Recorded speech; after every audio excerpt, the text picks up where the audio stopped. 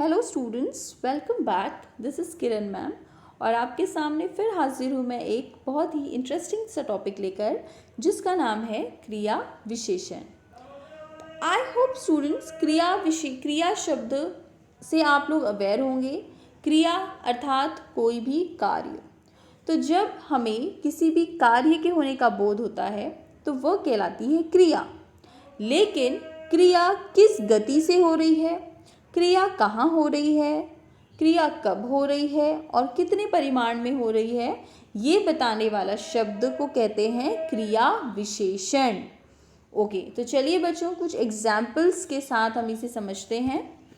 तो यहाँ पर आपका पहला उदाहरण है, घोड़ा तेज दौड़ रहा है। घोड़ा दौड़ तो रहा है, क्रिया दौड़ने की हो रही है, लेकिन क्रिया कैसे हो रही है? तेजी के साथ। घोड़ा तेज दौड़ रहा है। बैलगाड़ी धीरे धीरे जाती है। बैलगाड़ी जा तो रही है, लेकिन कैसे जा रही है? धीरे धीरे। यानी यहाँ पर हम देख रहे हैं क्रिया का ढंग पता चल रहा है, उसकी गति पता चल रही है, उसकी रीति पता चल रही है कि क्रिया यानी कार्य किस ढंग से हो रहा है। आदमी जोर से चिल्लाया। आदमी ने चिल्लाया, लेकिन आदमी ने कैसे चिल्लाया? जोर से चिल्लाया। तो यहाँ पर क्रिया कैसे हो रही है? धीरे धीरे हो रही है और जोर से हो रही है। डस्टबिन यहाँ पड़ा है। डस्टबिन कहाँ पड़ा है? यहाँ पड़ा है। गुब्बारे ऊपर उड़ रहे हैं। गुब्बारे कहाँ उड़ रहे हैं? गुब्बारे ऊपर उड़ रहे हैं। तो यहाँ पर आप ध्यान दीजिए, यहाँ पर क्रिया कहाँ हो रही है। ठीक है, पहले वाले उदाहरण में हमने देखा कि क्रिया कैसे हो रही है, यानी उसका ढंग बताया जा रहा था। अब यहाँ पर क्रिया कहाँ हो रही है, यानी उसका स्थान बताया जा रहा है कि क्रिया ऊपर हो रही है, क्रिया नीचे हो रही है, क्रिया यहाँ हो रही है। तो यहाँ पर क्रिया का स्थान पता चल रहा है। गुरुजी ने अभी पढ़ाया। गुरुजी ने पढ़ाया, लेकिन गुरुजी ने कब पढ़ाया? गुरुजी ने अभी पढ़ाया।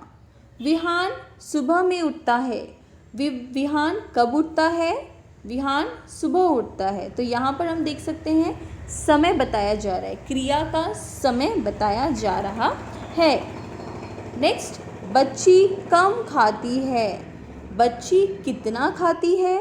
बच्ची खा तो रही है, लेकिन बच्ची कितना खा रही है? तो बच्ची कम खाती है। ये लड़की बहुत बोलती है। ये लड़की कितना बोलती है? ये लड़की बहुत बोलती है। तो यहाँ पर हम देख रहे हैं कि क्रिया का परिमाण पता चल रहा है कि क्रिया कितनी मात्रा में हो रही है। तो यहाँ पर बच्चों अब आप समझ गए होंगे कि जो शब्द क्रिया के होने का ढंग, हमने देखा क्रिया किस ढंग से हो रही थी, कैसे हो रही थी, उसका समय, स्थान और परिमाण आदि के बारे में बताती है, उन्हें क्रिया विशेषण कहते हैं। जैसे कि हमने उदाहरण में देखा, क्रिया होने का ढंग धीरे धीरे, जल्दी जल्दी, उसका स्थान यहाँ वहाँ, उसका समय कि आज कल, उसका परिमाण यानी मात्रा कम ज़्यादा। तो आदि बातों का जब हमें पता चलता है जो शब्द से, उसे हम क्रिया विशेषण कहते हैं। अब हम देखते हैं क्रिया विशेषण के भेद। तो यहाँ पर हमने देखा क्रिया विशेषण के भेद भी उसी चीज़ों को बताते हैं। हमने पहले देखा रीतिवाचक, क्रिया का ढंग किस ढंग से हो रही है। तो यहाँ पे पहला भेद है रीतिवाचक। यहाँ पर हमें पता चलेगा क्रिया किस ढंग से की जा रही है। दूसरा है स्थानवाचक। हमने एग्जाम्पल में देखा कि क्रिया का स्थान बताया जाता है, वो आता है स्थानवाचक। कालवाचक, समय बताया जाता है कि किस समय पर हो रही है, तो कालवाचक क्रिया विशेषण।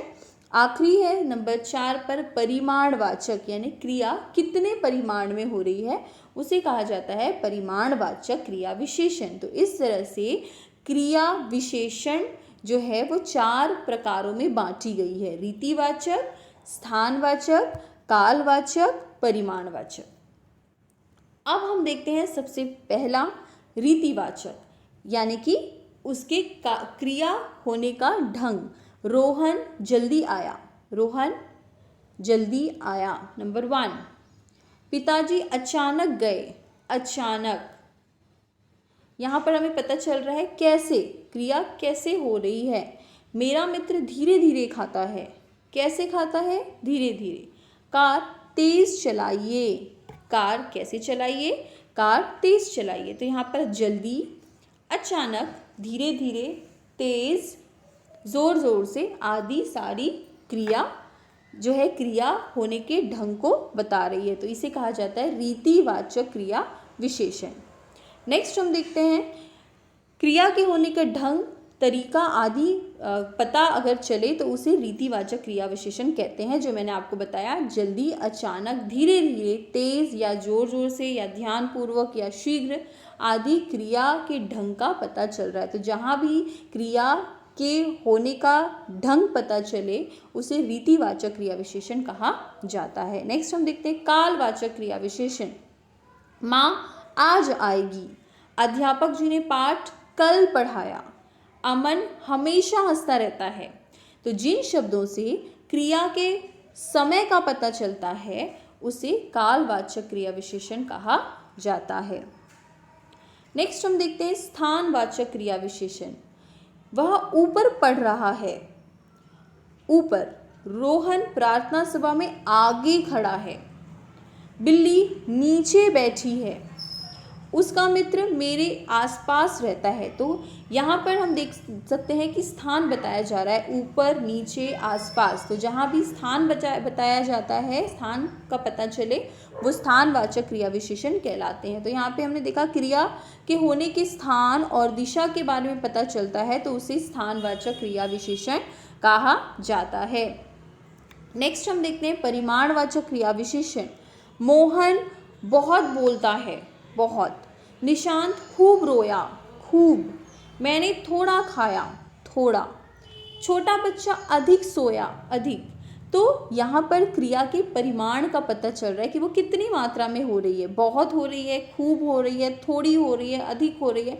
तो जहाँ भी उसके परिमाण का पता चलता है उसे परिमाणवाचक क्रिया विशेषण कहा जाता है। तो जिन शब्दों से क्रिया के होने की मात्रा, माप तौल के बारे में पता चलता है उसे परिमाणवाचक क्रिया विशेषण कहते हैं। जैसे कि थोड़ा, कम, अधिक, अल्प, पर्याप्त, खूब, इतना, उतना, तनिक आदि।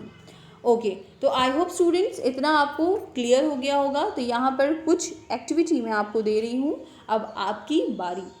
तो यहाँ पर उचित क्रिया विशेषण से रिक्त स्थान आपको भरना है। तो आई होप आप ये एक्टिविटी ज़रूर करेंगे। 5 प्रश्न हैं, 5 प्रश्नों को सॉल्व करना है आपको। तो आप इसे करिए और आपको ये बहुत मज़ा आने वाला है। नेक्स्ट है, यहाँ पर आप देख सकते हैं निम्नलिखित वाक्यों में क्रिया विशेषण शब्द चुनकर उसका भेद बताना है। मैं बाहर निकला, वे पल भर में आ जाएंगे, वह अचानक कूदा, अस्मिता और उत्कर्षा आजकल दिखते नहीं, परिणाम यह हुआ कि लोग धीरे धीरे बदलने लगे। तो आई एम श्योर स्टूडेंट्स आप ये ज़रूर ट्राई करेंगे और क्रिया विशेषण के भेद चुनकर आप इसका आंसर सॉल्व इसको ज़रूर करेंगे। तो आई होप स्टूडेंट्स आपको ये करने में बहुत मज़ा आएगा एंड आपको ये इसके सारे रूल्स, इसके नियम आपको समझ में आ गए हों। तो नेक्स्ट वीडियो के साथ मैं जल्दी आऊँगी, तब तक के लिए student thank you so much.